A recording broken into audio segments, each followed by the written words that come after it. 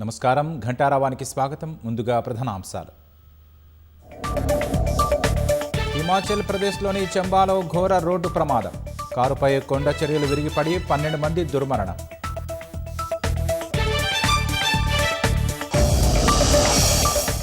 BJP సూచనలు తీసుకున్నామన్న JP Nadda.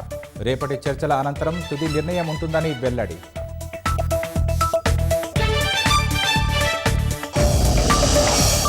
Dharmendra Pradhan రాజీనామాపై రాజీ లేదన్న CJP. కోటి పరిహారం, కేసుల ఎత్తివేతపై సానుకూల స్పందన ఉందని వెల్లడి.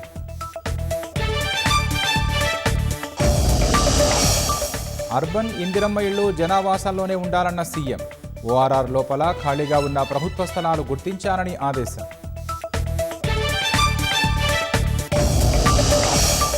గ్లోబరీనా 28 మంది విద్యార్థులను పొట్టన పెట్టుకుందన్న మహేష్ గౌడ్. బీఆర్ఎస్ డ్రామాలో విద్యార్థులు భాగం కావద్దని పిలుపు.